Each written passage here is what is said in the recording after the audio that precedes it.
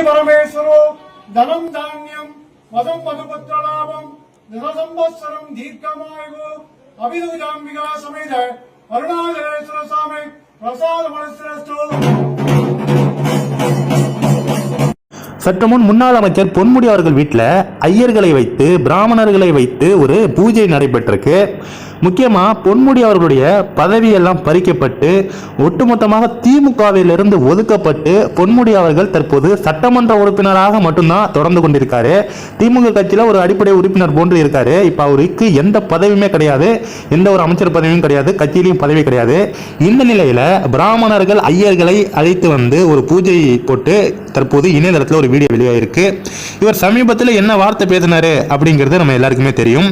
சைவம் வைணவம் ஆகிய ஒரு மதங்களை வைத்து இவர் வந்து விலைமாதுவோடு ஒப்பிட்டு ரொம்பவும் கேவலமாக கீழ்த்தரமாக பேசினாரு முன்னாள் அமைச்சர் திரு பொன்முடி அவர்கள். நான் இன்னமும் திரு பொன்முடி அவர்கள் ஏன் அப்படி கூப்பிடுறேன்னா அவருடைய வயதிற்கு மரியாதை கொடுத்து திரு பொன்முடி அவர்கள் அப்படின்னு சொல்லிட்டு இருக்கேன்.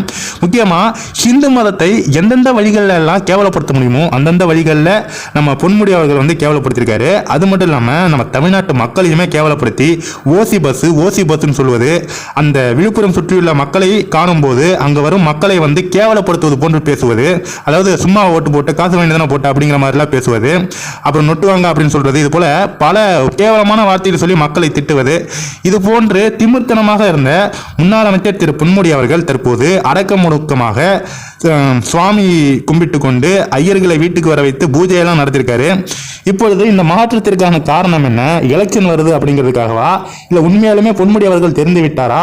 அதாவது திராவிடர் கழகத்திலிருந்து வந்தவர் தான் திரு பொன்முடி அவர்கள். இந்த லட்சணத்துல ஒரு பேராசிரியராக வேற இருந்திருக்காரு. அந்த திராவிடர் கழகம் அப்படிங்கிற அந்த அமைப்பு வந்து எதை சார்ந்தது, எந்த சமூகத்திற்கு எந்த மதத்திற்கு எதிரானது என்று எல்லாருக்குமே தெரியும். அதிலிருந்து வந்த பொன்முடி அவர்கள் திடீரென்று வீட்டிற்கு பிராமணர்களை வர வைத்து பூஜை போட்டிருக்காரு அப்படின்னா இதெல்லாம் நம்புவது போன்று தெரியவில்லை. ஒருவேளை மனம் திருந்தி அவர் வந்து திருந்திருந்தார் அப்படின்னா நல்லது. கண்டிப்பா இந்த வீடியோ எல்லாருக்குமே ஷேர் பண்ணுங்க.